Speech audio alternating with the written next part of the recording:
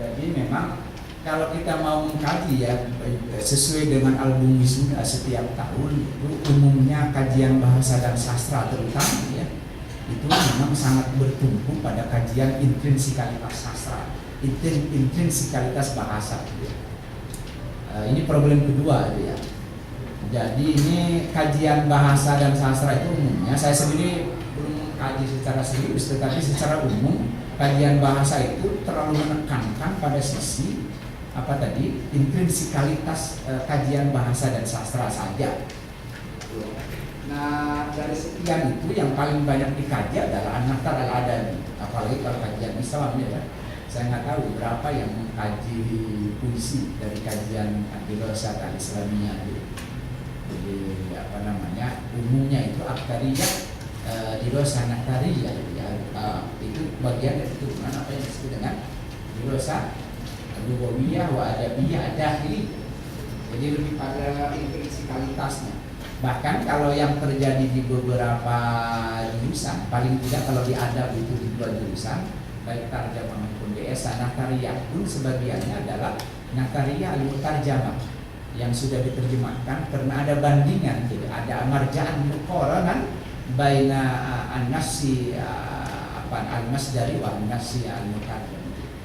Jadi dengan demikian ada ini, padahal sesungguhnya banyak penerjemahan itu problem saya kira di mana itu ya, fiha mushkilah terjemah tidak jauh dari. Jadi ada problem di dalam akurasi terjemahan. Jangankan buku atau sastra ya, terjemahan Al-Quran saja kalau menurut siapa namanya Lubis atau lupa saya juga yang pesen apa namanya Sunan Kalijaga, terjemahan pengenan itu banyak sekali kebutuhannya. Saya kira gampang mencarinya. Kalau misalnya kata daripada saja itu kan kayak Pak Harto, daripada itu perbandingan. Misalnya minkum daripada kalian, ya itu kan salah. Minkum ya dari kalian, kalau daripada itu perbandingan. Banyak sekali itu ya, apalagi kalau jaudah. Jaudah itu apa namanya tingkat apa namanya apa itu artistik atau keenakan hasilnya. Jadi kalau membaca terjemahan itu Anda membacanya tidak terasa sebagai hasil terjemahan, itu berarti terjemahan yang baik. Tapi kalau Anda membaca misalnya nggak usah jauh-jauh, meskipun Anda mungkin paling tidak sebagian Anda sudah ngerti baca Arab kayak baca koran, coba ke rumah baca terjemahan surat Yusuf, itu kan kayak cerpen gitu. Coba Anda, kalau terasa terjemahan itu berarti terjemahan nggak bagus. Kalau untuk sastra terutama. Kemudian dilanjut lagi. Nah saya kira kalau dibuka ke yang lebih luas lagi, ya, kajian yang lebih banyak dipakai di dalam kajian bahasa dan sastra terutama adalah kajian yang bersifat apa namanya yang disebut dengan metode rasminya, yang disebut dengan teori formalisme. Itu kalau di dalam teori barat. Teori formalisme itu adalah teori yang berkembang di Ceko dan juga di Rusia, yang menekankan kajian bahasa dan sastra, terutama sastra itu pada formalnya. Formalnya sastra adalah karya yang merupakan karya yang memiliki estetika bentuk dan isi. Yang kata si siapa namanya orang macam si siapa Sanusi Pan, ya. Apa itu sastra? Sastra itu menurut dia itu adalah dari sukma mengalir kata, yang ini hampir sama dengan siapa? Gibran apa? Asyir min syu'ur gitu. Jadi kalau Anda membuat karya sastra itu adalah karya yang memang berdialog dari hati ke hati, yang kadang-kadang perasaan itu jauh lebih tinggi, terutama di bulan romantisme. Misalnya sebuah ungkapan, memikirkan hidup tanpa kehadiran adalah beban tak terpikirkan bagiku. Jadi memikirkan saja beban gitu ya, apalagi benar-benar tidak ada, meskipun kenyataannya kalau dia yang meninggal tetap saya nyari yang lain ya. Artinya memang yang romantis tuh betapa itu memang sehingga perempuan dari tadinya mau menolak pun nggak jadi, karena mendahului bukan cinta. Ya. Itu ar-rasmiyah gitu. Jadi kalau kajian puisi itu misalnya mengkaji apa itu wajannya gitu ya, baharnya bahar tawil, bahar basikah, bahar apa rojazah gitu ya. Lalu kemudian apa itu qafiyahnya, karena apa yang Mas Asyir huwa al-kalam al-muzun al-muqaffal gitu ya. Jadi lebih pada mahiyal qafiyah. Qafiyah itu apa? At-tawafuq fi akhiril kalam atau fi akhiril bait. Jadi kesesuaian akhir kata itu yang di dalam bahasa Indonesia disebut rima. Sementara bahar itu disebutnya apa? Ritme gitu ya. Yang di dalam puisi hur itu asyirul hur itu tidak seluruhnya hilang. Meski itu ya ada sisi kaki sajak gitu yang dipakai. Misalnya warrihu tas'al itu karya Nazim al-Malika, man ana huruhu al khairon an karni zaman, apa namanya, apa itu nahnu namur wala baqo, dan ada ujung yang hampir sama. Jadi ini ada yang disebut dengan kaki saja. Nah, itu yang rasmiyah itu yang disebut dengan formalisme. Nah, paling tinggi itu kajiannya itu lebih pada apa? Di dalam ini itu yang lebih tinggi lagi disebut dengan balaghah itu kan. Balaghah itu baik ma'ani itu sebuah kajian yang lebih kepada kajian makna sebuah ungkapan yang itu berbeda satu dengan yang lain. Yang saya kira kajian ma'ani itu bisa dipakai ketika Anda mengkaji teori siapa? Noam Chomsky yang disebut dengan transformasi bahasa. Misalnya yang tadi saya sebutkan itu ya, hal yastawil ladina ya'lamun wal ladina la ya'lamun itu apa? Takdirnya apa dia? Istifham kan? Kenapa Al-Quran menyebutnya istifham? Karena kalau mau bilang al-alimun apa namanya, apa itu? Lahu farqun wahid gitu ya. Ma'al jahil. Sehingga apa namanya? Beda lah, dia memiliki kelebihan gitu ya. Ya kan? Jadi kalau itu yang disebut itu menjadi nggak menarik. Tapi ini yang dimaksud oleh Quran itu intibah, intibah tadi, membuka gitu ya. Bahwa sebenarnya manusia tahu bahwa perbedaan antara orang berilmu dengan tidak. Gitu. Tetapi kalau mau menggunakan transformasi Noam Chomsky itu masih agak mending gitu ya, masih agak mending. Itu kan bisa diubah lagi menjadi tadi ya seperti yang tafsir saya itu ya, idza aradtum antusbihu tullaban najidin faqra kathiran waqra kathiran.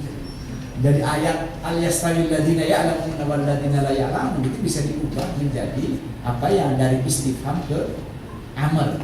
Ya, saya kira itu adalah wilayah yang disebut insya di dalam ma'an gitu ya.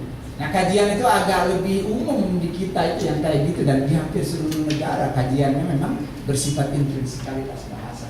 Nah, lebih naik lagi ke atas itu yang disebut dengan teori yang disebut binaiyah gitu. Teori binaiyah itu adalah teori strukturalisme. Saya kira kalau soal ini beberapa buku Arab yang paling sering dirujuk itu adalah buku dari siapa? Salaf Fadl, Nazari al-Binaiyah itu ya. Dan banyak buku yang lain yang terjemahan, misalnya buku Roland Barthes itu diterjemahkan ke dalam Arab.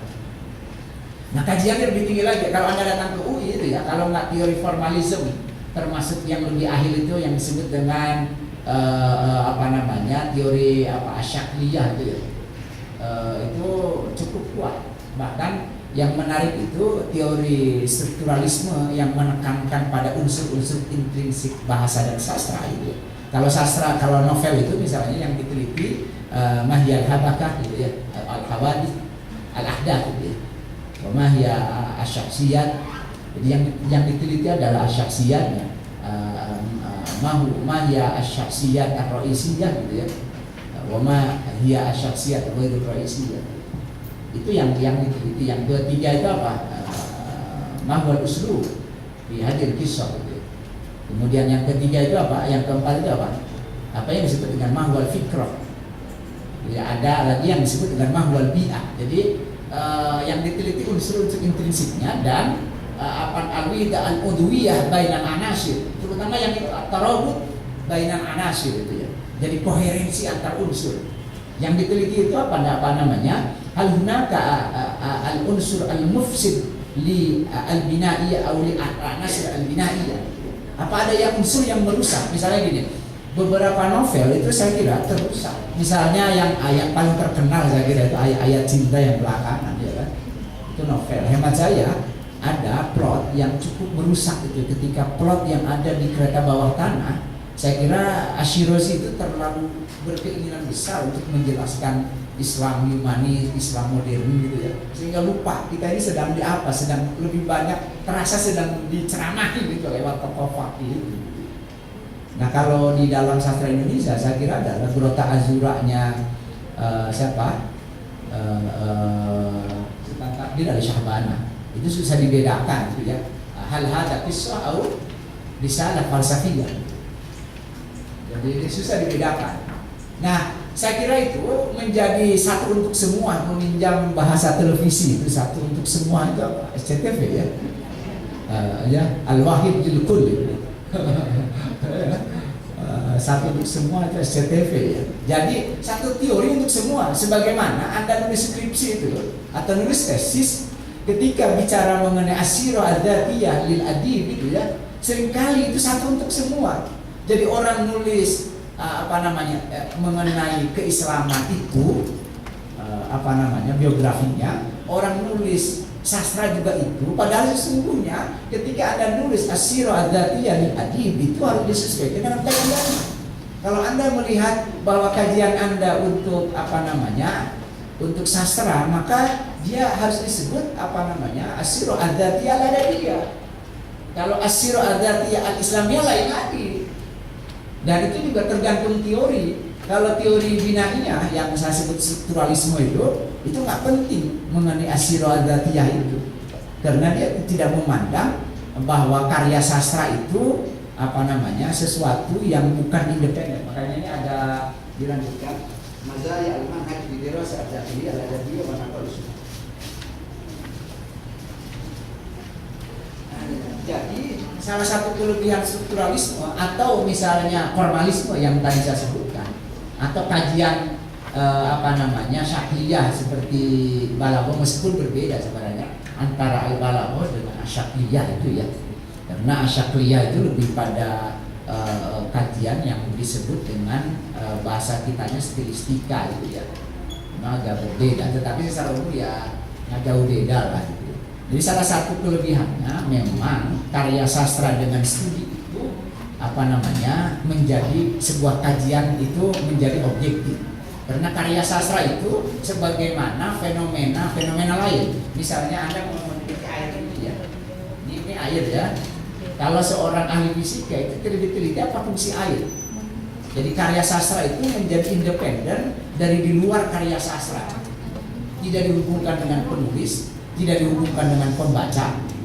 Jadi kalau penulis itu yang disebut dengan teori ekspresif. Kalau dengan pembaca itu yang disebut dengan teori pragmatik. Seberapa karya ini berguna bagi pembaca, seberapa air ini berguna bagi pembaca. Ini adalah berdiri sendiri gitu.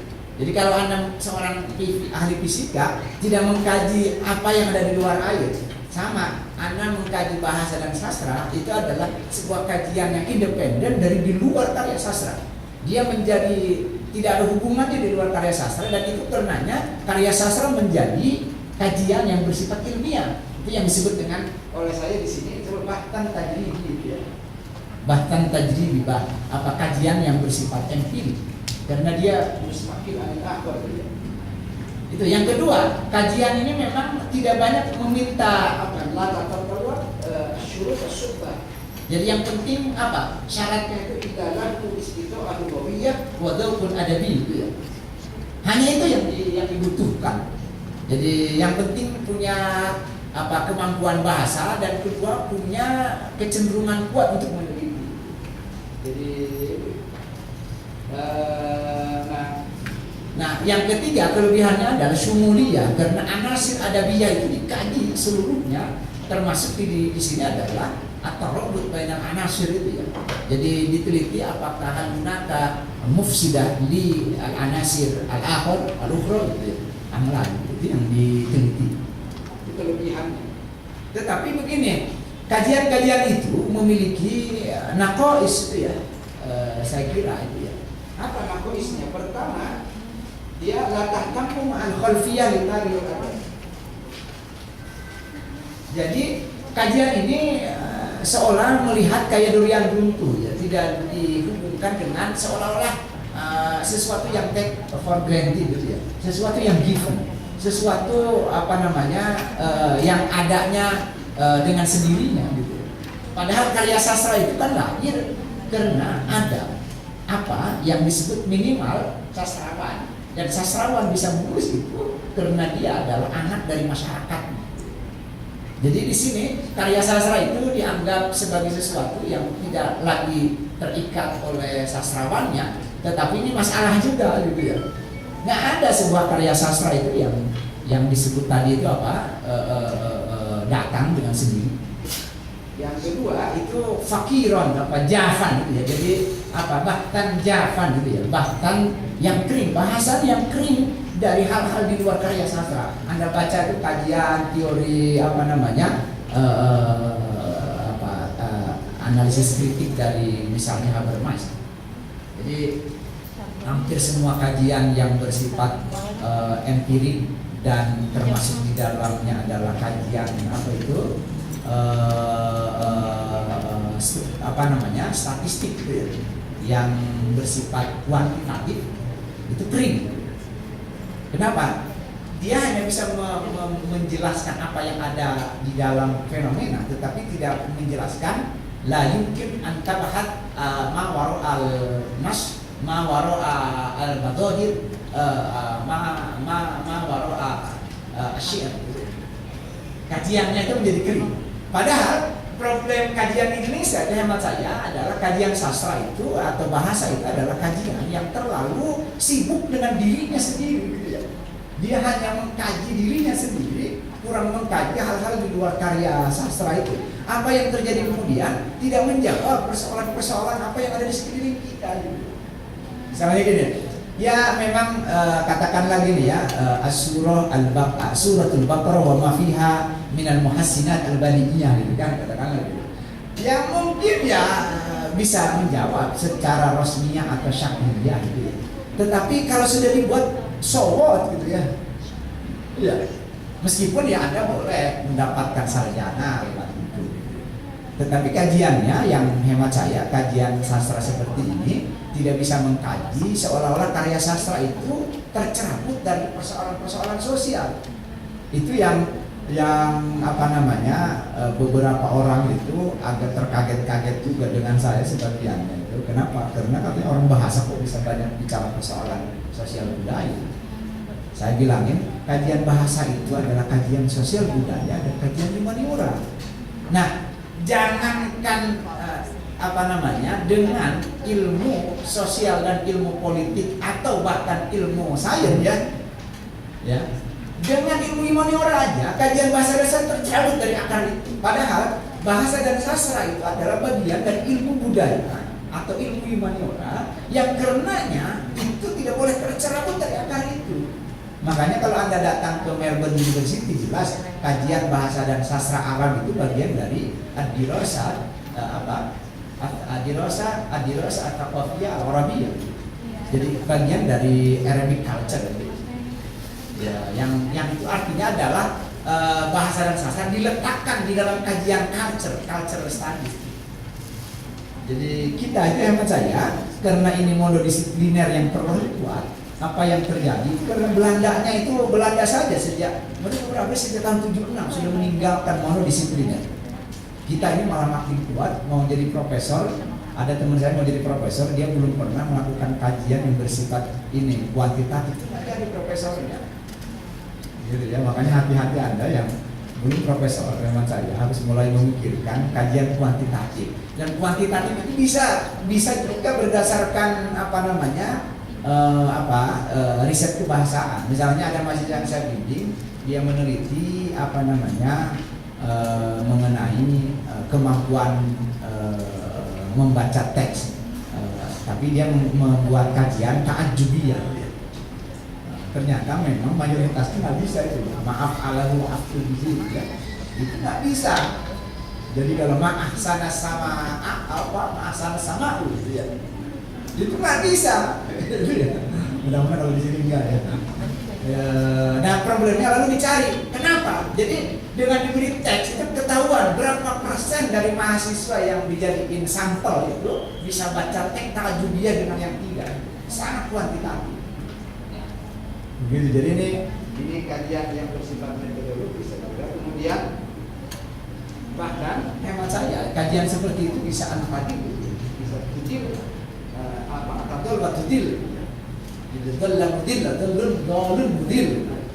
jadi sesat dan menyesatkan. Kenapa? Karena kajiannya itu hanya berdasarkan apa yang ada di fenomena aja, tidak bisa menemukan apa problem di balik. Jadi padahal sebenarnya kan teks itu sendiri bukan hanya dilatari oleh latar belakang sastrawan, tapi juga dilatari oleh teks itu adalah mozaik dari motif dari teks-teks sebelum gitu ya. Itu yang disebut oleh Kristiva itu ya, yang di dalam bahasa saya tadahul wa tahawul manusawi anak. Jadi sebuah mozaik kutipan. Dilanjut. Jadi ini yang tadi saya sebut mustaqil itu ya. Jadi al-amal ada bila yumkin mustaqilan. Kenapa? Karena dia selalu ada ya. Jadi itu analikul khusus analikul qalbiyah. Ada at-tarikh di sini. Ada al-falsafah.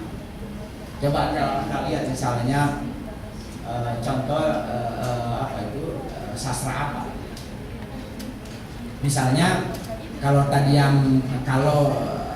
contoh yang agak mending itu saya kira adalah layar terkembang. Apa sih yang dimaksud dengan layar? Gagasan apa di baliknya? Hemat saya di sana ada al-falsafah an-nisaiyah. Ada persoalan gagasan feminisme di sini. Kenapa? Karena memang tokohnya itu ada Tuti, ada siapa? Yusuf ya. Ada adiknya itu ya. Nah awalnya Yusuf itu mencintai Tuti, tapi ketika ketemu adiknya dia sempat mencintai si adiknya itu, karena adiknya itu adalah perempuan biasa yang bisa menghibur laki-laki. Intinya itu adalah dia kerjanya di dapur, di kasur, di sumur. Di 3 hal itu aja, di 3 R itu. Sementara Tuti itu adalah wanita aktif gitu ya, tidak hanya bekerja di ruang domestik, tetapi bekerja di ruang publik yang ingin membebaskan wanita dari belenggu patriarki. Tapi di dalam novel itu adiknya itu dibunuh. Maksudnya itu apa? Di dalam sejarahnya itu mati, yang dihidupkan sampai akhir, dan Yusuf menikah itu dengan Tuti. Dia ingin mengatakan, siapa ini? Sultan Taib Ali Shahbana ingin mengatakan bahwa perempuan yang punya masa depan di dalam sejarah modern Indonesia adalah perempuan yang tidak hanya berhenti dan bekerja di 3 R tadi, kayak Anda ini yang terdidik gitu ya, yang mengerti kemodernan, yang tidak hanya sekolahnya adalah ini boleh sekolahnya pun bareng-bareng dengan laki-laki dan bersaing secara gentleman dengan laki-laki. Mana apakah perempuan yang punya nilai terbaik atau laki-laki? Di sini kan begitu. Ini dalam acara umum Anda boleh. Jadi orang tidak dibedakan berdasarkan jenis kelamin. Ada ideologi Basiasia. Saya kira kalau ideologi Basiasia Anda baca teori sosiologi neo-Marxis seperti misalnya Eagleton, Ederat dan lain-lain ya. Kalau Anda mau entry point baca saja lah buku saya kalau soal ini. Gitu ya. Lalu kemudian yang pertanyaannya kenapa yang kuat itu? Hemat saya yang pertama itu adalah kita ini terlalu kuat kajian bahasa itu adalah kajian formalis. Jadi misalnya Balapro sebagai anagori at-taqlidiyah atau al-adiyah, sementara kan al-adah mahkamah itu. Jadi kalau sudah jadi adat susah sekali, karena manusia itu adalah ibnul adat. Manusia itu anak adat. Jadi yang memanusiakan manusia itu bukan dirinya, tetapi masyarakatnya. Coba Anda tengok gitu ya, apakah Muhammadiyah dan Persis sebagai sebuah gerakan modernis itu berhasil? Memang saya enggak. Malah yang hingga hari ini lebih kuat, makin kuat lagi Islam tradisional. Meskipun sekarang ada etnis itu Front Pembela Islam Surakarta misalnya yang pernah mengobrak-abrik orang sedang tahlil itu ya di Surakarta, kadang itu dianggap bid'ah gitu kan. Ini makanya katanya saya juga HTI dong, kata orang NU. Cuma beda, kalau HTI yang lain kan Hizbut Tahrir Indonesia. Kalau kata orang ini enggak, saya Hizbut Tahlil Indonesia. Jadi sama-sama tahlil, cuma bedanya R dan L aja gitu. Yang kedua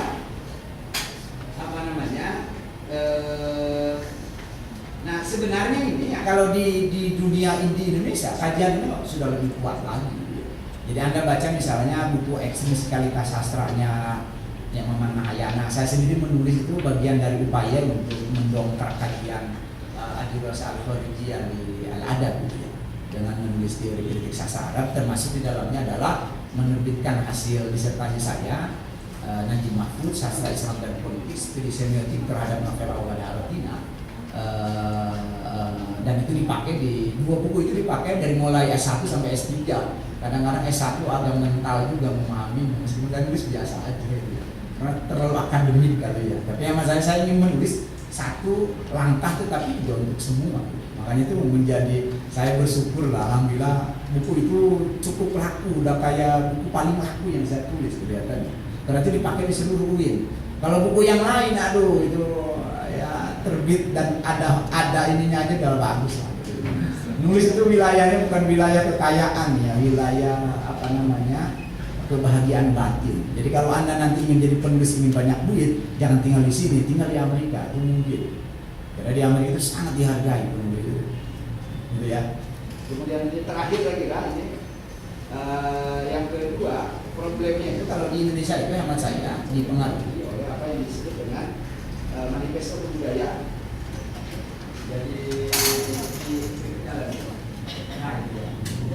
Jadi di Indonesia itu kenapa kajian intrinsikalitas yang cukup kuat bukan ekstrinsikalitas? Ya, oh ya, Maman Mahayana menulis hal yang sama itu ya, hal yang sama. Nah kalau di sebelum itu saya kira dilihat dari itu. Nah itu. Jadi kalau Anda mau lihat kajian ekstrinsikalitas sastra itu baca bukunya Nabil Robi ya.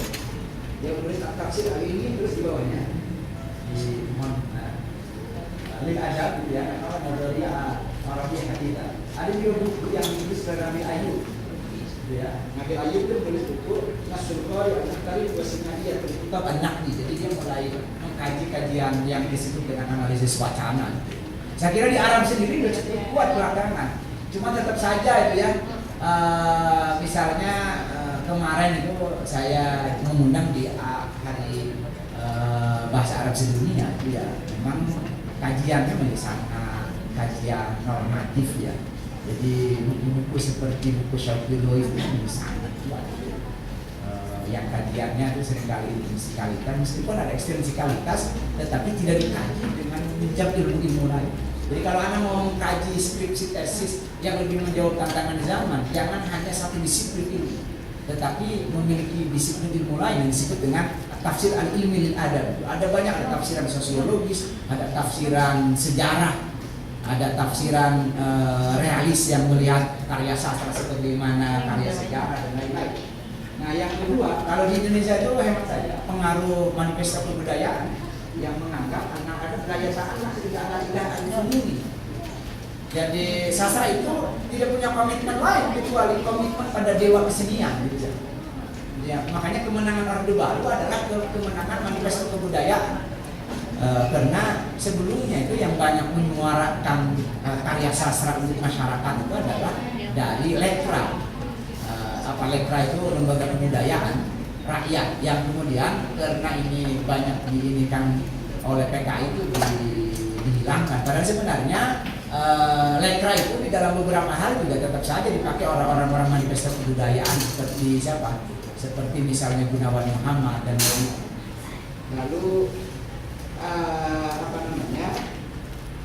akibatnya itu kajian sastra itu tidak menyahuti persoalan-persoalan lain, bahkan hemat saya kurang menyahuti tuntutan pasar. Misalnya gini, mungkin di sini lebih tinggi kajian bahasa dan sastra dianggap paling baik itu ada di UIN Jakarta ini. dianggap dalam penilaian sebuah majalah gitu ya. Nah, tetapi persoalannya kenapa banyak dari alumni BSA di sini, apalagi di Rosat saya kira akan lebih baik gitu, kalau mau di ranking kajian karena kesehariannya lebih banyak menggunakan bahasa Arab ya. Tapi persoalannya begini, mengapa banyak dari alumni BSA itu ketika masuk ke Deplu itu gagal? Meskipun sebagiannya, nah hampir setiap angkatan itu ada. Apalagi kalau Anda sudah doktor, ada mahasiswa ya itu udah doktor, ya kajiannya bahasa dan sastra itu diperebutkan, menerima, Deplu menerima. Jadi kemudian dia membeli Deplu. Saya kira itu ya failahul ladina amanu wal ladina utul ilma nampak. Jadi Anda kalau sudah S3 itu saya kira dengan mudah, bahkan Anda direbutin oleh banyak orang. Makanya kalau Anda punya biaya, cepetin selesai S1 ini, lalu ikut S2. Kajian sesungguhnya di S2 ini gitu. Makanya saya itu kalau uji skripsi itu, kalaupun skripsinya jelek, Anda mau memperbaiki ya? Itu pertanyaan saya. Iya kan? Dia bilang kalau nggak mau, ya sudah Anda nggak lulus, nggak usah dulu ya masalah karena skripsi, bukan skripsi. Selesai. Kalau Anda mau memperbaiki silahkan, bisa uji dan Anda perbaikan lagi, bimbingan lagi sama saya. Satu bulan selesai, meskipun saya juga tetap saja pakai akhirat. Syafaat itu di sini terjadi juga. Beda antara peneliti dengan pendidik. Kalau pendidik itu memang tetap saja dia ingin tuturi handayani. Jadi kalau dia sudah jadi sarjana, misalnya apalagi dari Birosat, dari BSA saja, kalau jadi dosen MIC pasti bisa gitu ya. Ya kan, ngajarnya kan gampang. Anak saya, wa anta, wa anti, anta adik kamu. Itu aja masa nggak bisa kan? Ya. Meskipun kata siswanya itu yang SD itu bilangnya anak saya. Jangan. Jadi problemnya itu saya kira. Makanya ketimbang anak Usuluddin ya, kalau mau jadi wartawan itu Usuluddin kadang-kadang lebih banyak. Meskipun saya alhamdulillah kalau di bawah fakultas saya itu banyak sekali yang diterima menjadi wartawan. Bahkan sekarang direktur pemberitaan SCTV itu alumni ada. Yang itu dulu karirnya bersama saya di Panjimas. Dia bagian Ahbarul Alam Al-Islami. Ya kerjaannya nerjemahin Ahbarul Alam Al-Islami. Lalu kemudian dia ke Metro, banyak dikirim ke Timur Tengah gitu ya. Saya kira kalau sebagian Anda yang di Kairo kenal ya teman saya si Mustafa Abdul Rahman gitu ya, yang wartawan Kompas. Saya kira hampir seluruhnya itu kan yang paling senior ya. Dan dia tinggal aja di Abasako dia. Tinggal yang relatif mewah itu. Yang kalau saya ke rumahnya selalu dikasih makanan yang untuk kita itu mewah kan. Meskipun saya hanya riset saja di sana gitu.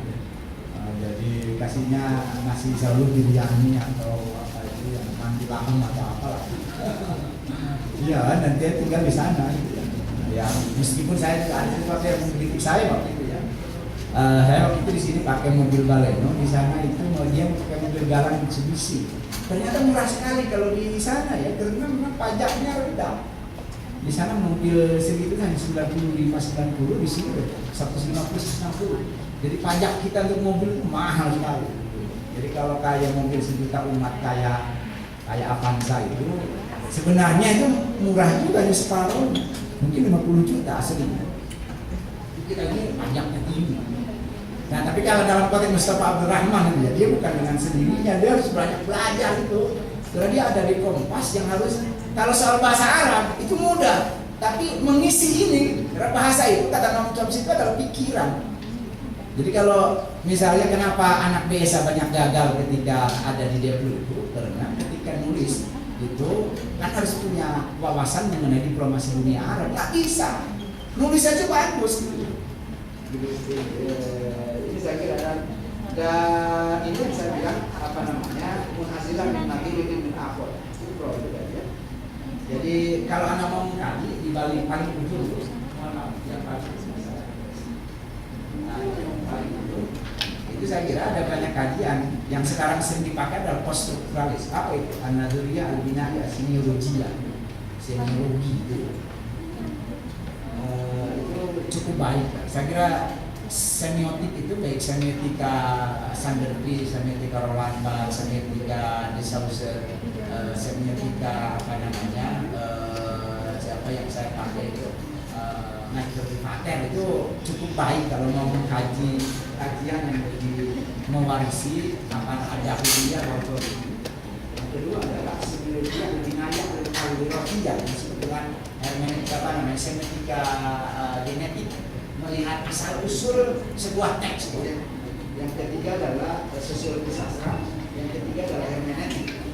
Meskipun ini salah satu kenapa kajian ekstrim skala sastra Adirosa algoritmia kurang, salah satunya yang saya karena diharamkan hermeneutika oleh sebagian ahli Islam. Padahal hemat saya hermeneutika itu persis sama dengan takwil kok gitu ya. Ya memang kalau takwil itu memang ada disebut dengan takwil hermeneutika rekonstruktif itu hampir sama dengan Gilty yang disebut dengan at-takwil fi al-fiqh usul fikih, persis sama ya. Jadi mau mengkaji objektivitas teks itu lihat saja teksnya dan nggak boleh keluar dari teks, dan juga lihat latar belakang atau yang disebut konteks penulis. Jadi kalau mau dilihat Quran itu harus dilihat dari apa tadi munasabatul ayat wa asbabun nuzul ya. Sama itu ininya. Tetapi memang ada juga yang disebut takwil itu yang disebut dengan misalnya oleh Ibnu Arabi itu yang disebut Gadamer itu ya, teori rekonstruktif yang dia memproklamirkan apa yang disebut dengan the death of author itu ya, kematian pengarang. Karena itulah Gadamer itu berpusat dari tadinya penulis yang menjadi pusat menjadi pembaca yang menjadi pusat, maka dia merayakan apa yang disebut dengan pluralisme makna. Jadi mencari makna itu seperti menguliti kulit bawang, tidak berakhir pada pusat, pada substansi, tetapi pada pluralisme atas makna. Nah saya kira kalau mau ini Ibnu Arabi jelas juga bilang apa itu ini takwil itu tajdidul khalaq wa tajdidul makna, itu dia bilang.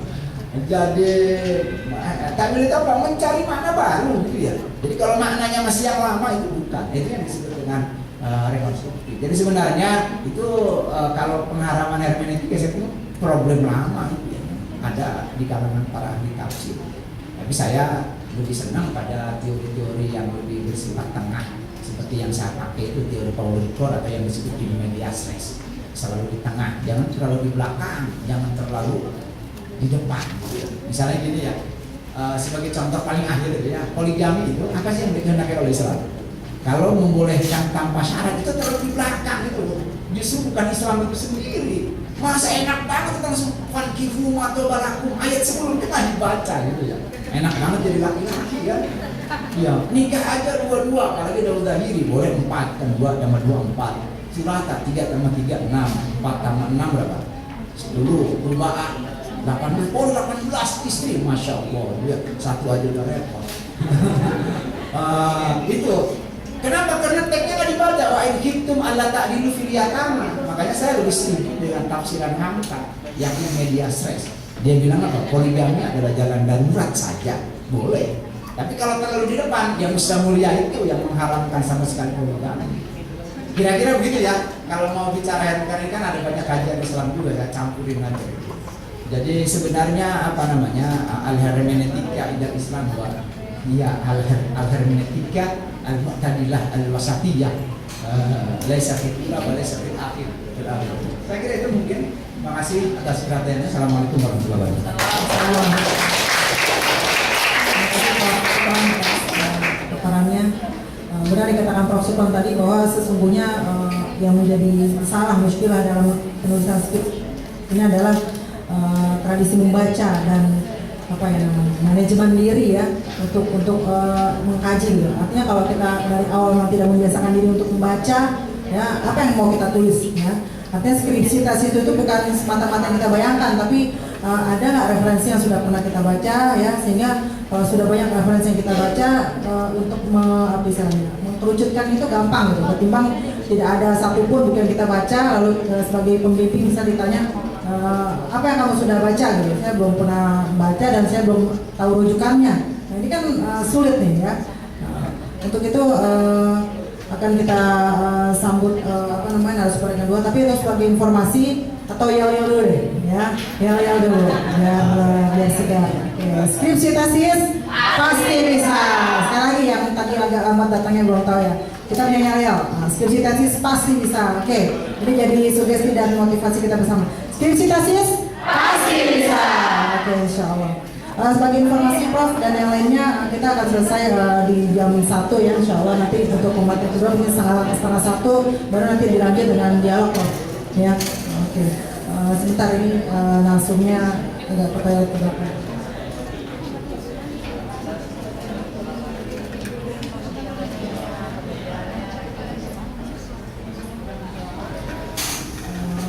Atau mungkin bisa kita sambung dulu kali Prof ya, untuk Prof gitu, mungkin ada teman-teman yang mau langsung berdialog ya, karena untuk Prof Supran ini tadi kita bisa simpulkan beliau menjelaskan tentang aplikasi metodologi penelitian sastra Arab Prof ya, karena memang bidang Prof Supran ini adalah sastra Arab. Mungkin teman-teman di Wirasat ini kan memang ada 3 penjurusan ya, ada sastra Arab, kemudian Usuluddin dan Syariah. Mungkin teman-teman S1 atau S2 yang punya unek-unek ya, atau kendala dalam penulisan skripsinya dan tesisnya yang berkaitan dengan sastra Arab mungkin bisa diutarakan. Silakan. Silakan acung tangan. Kalau ada mau di luar studi juga silakan. Karena saya ngajar metodologi Islam. Jadi saya menguji tidak hanya maka syariah, saya biasa.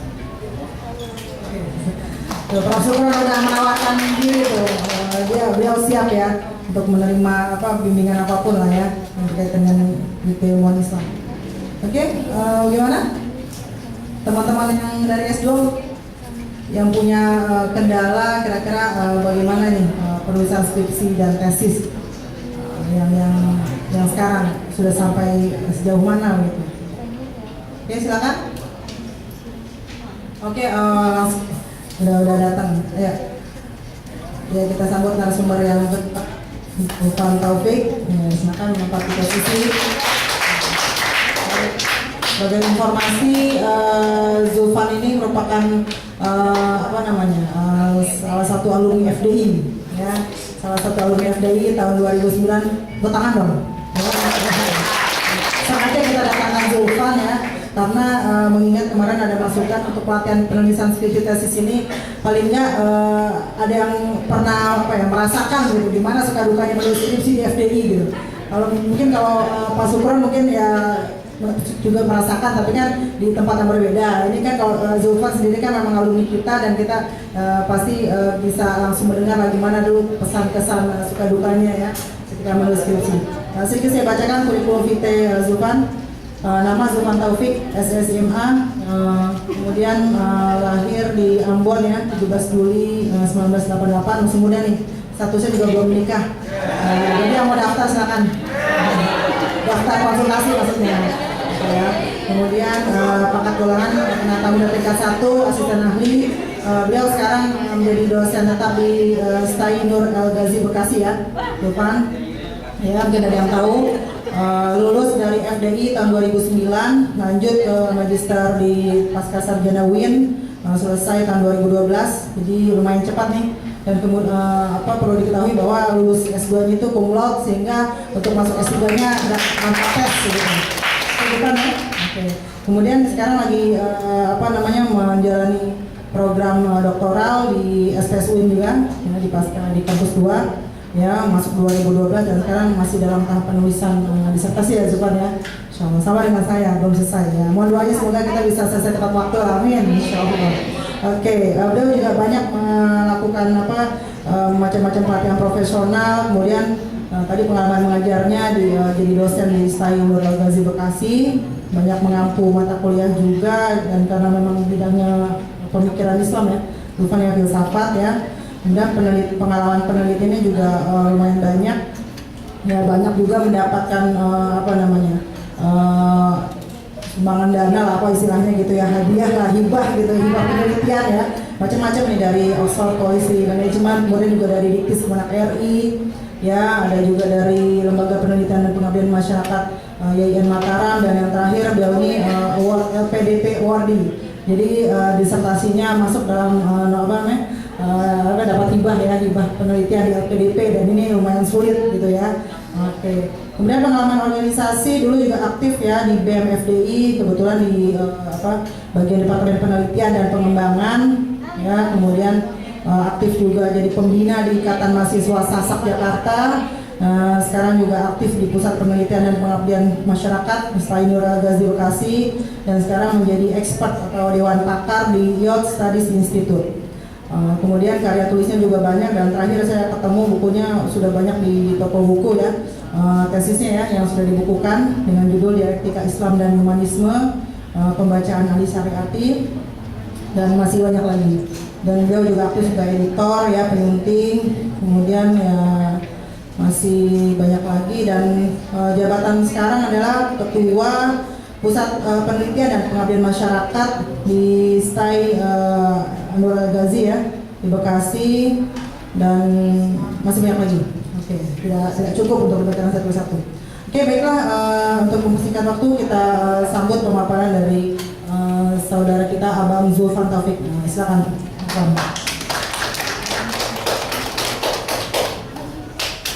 Ya, terima kasih. Assalamualaikum warahmatullahi wabarakatuh.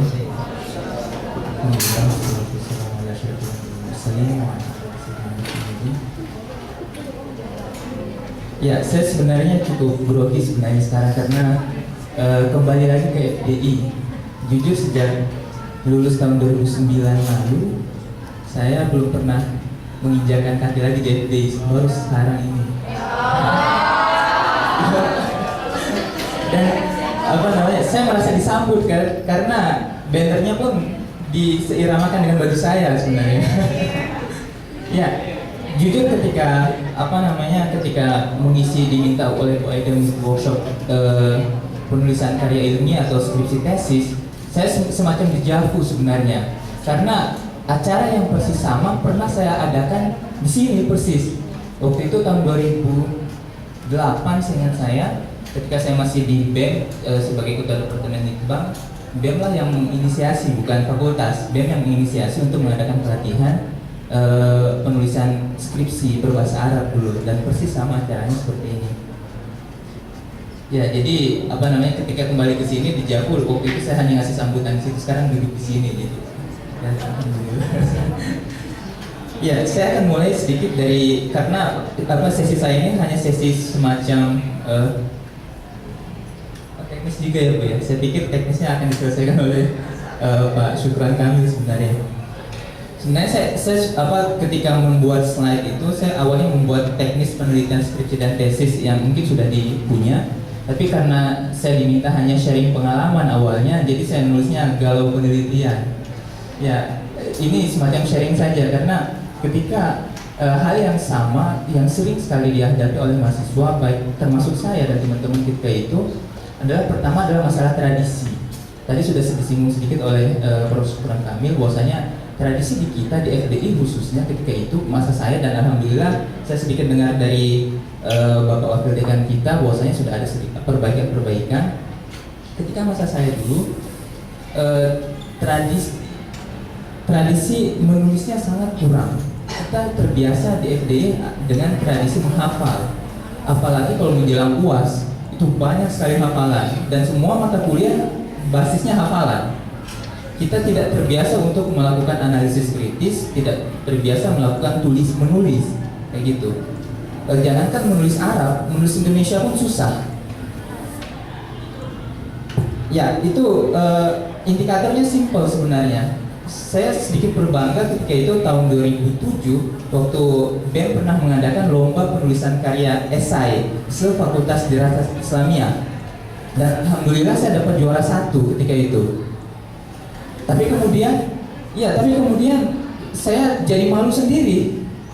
Jadi malu karena ternyata saya tahu saya juara 1 dari 2 peserta. Itu tingkat fakultas Dirasat Islamiyah. Itu saya entah ketika itu harus berkata apa gitu, karena memang pesertanya nggak ada katanya, hanya 2, hanya saya sama adik kelas. Malah ketika itu adik kelas semester 4, saya ketika semester 6 hanya 2 tulisan yang masuk dan diseleksi, saya keluar sebagai pemenang. nggak ada membanggakannya sama sekali ketika itu, karena hanya dari 2 peserta. Itu tradisi yang tantangan yang dihadapi oleh teman-teman ketika itu fakultas, karena memang tidak terbiasa untuk menulis karya ilmiah. Itulah yang kemudian melalui BEM waktu itu coba kita terobos, kita melakukan diskusi-diskusi dengan pihak fakultas, kemudian BEM lah yang menginisiasi untuk mengadakan pelatihan, termasuk pelatihan penulisan karya ilmiah ketika itu. Dan alhamdulillah dari perwakilan FDI ketika itu ada yang masuk ke lomba karya tulis ilmiah tingkat nasional juga atas nama saya. Itu pun dari hasil penelitian skripsi sebenarnya, penelitian skripsi saya kemudian saya tuliskan dalam berbahasa Indonesia dalam bentuk artikel jurnal, dan itu dikompetisikan di tingkat nasional.